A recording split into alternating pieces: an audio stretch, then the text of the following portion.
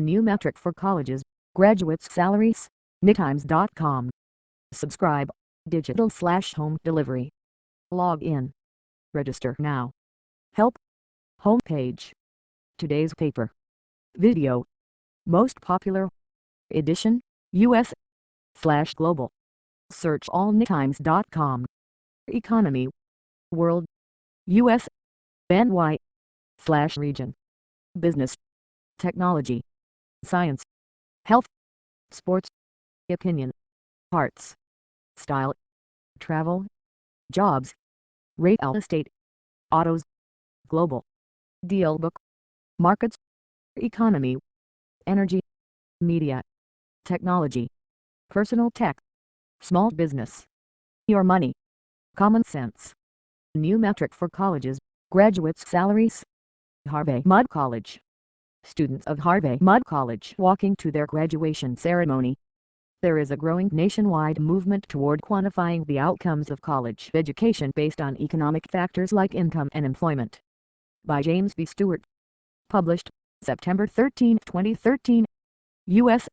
News & World Report released its eagerly anticipated annual rankings of universities and colleges this week, and two of the usual suspects, Princeton University and Williams College, came out on top. Prospective students and their parents can evaluate these institutions on a variety of measures deemed important by U.S. News. Common Sense. James B. Stewart writes the Common Sense column for the Saturday Business section. Author bio. Previous columns. Multimedia. Graphic. Mismatched rankings. What they won't find is any way to assess what some consider the most important issue in this still tough economy. How much can graduates of these schools expect to earn? For those answers, long a taboo within the hallowed walls of academia, they can turn to payscale.com. Like U.S. News, PayScale this week released its latest rankings of colleges and universities. But its rankings are all about incomes and jobs. It ranks over 1,000 institutions by the average earnings of their graduates. It also calculates and ranks the average return on investment for a college and the percentage of graduates holding jobs with high meaning.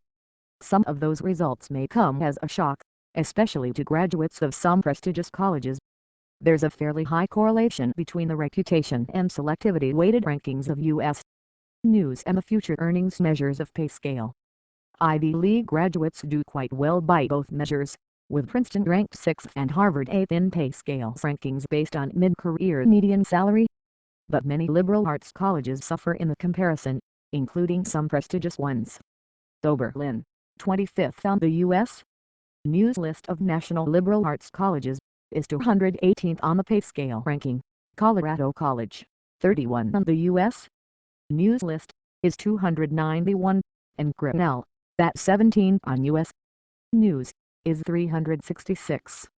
Dillon University, ranked by U.S. News as the #1 regional university in the South, is a distant 587 on PayScale's list. And there's a notable gender gap. Women's colleges rank especially low. Wellesley U.S. News, 7 is 304, Barnard U.S. News, 32 is 221, Smith U.S. News, 20 is 455, and Bryn Mawr U.S. News, 30 is 562. The PayScale spokeswoman said that's because the women's colleges still don't produce enough graduates in engineering, science and technology, the fields that draw the highest salaries. The top of the list is dominated by engineering schools, including Harvey Mudd College 16 on the U.S. News ranking of liberal arts colleges. First on PayScale's the California Institute of Technology U.S. News, 10, PayScale, 3 Stevens Institute of Technology U.S. News, 82, tied for third place on PayScale. And the Massachusetts Institute of Technology U.S. News, 7, PayScale, 11. The Rose-Hulman Institute of Technology in Terre Haute isn't even ranked by U.S. News but ties for 20 on PayScale, ahead of the University of Notre Dame 24. The National Military Academies, as well as the Virginia Military Institute, also rank high on PayScale's list.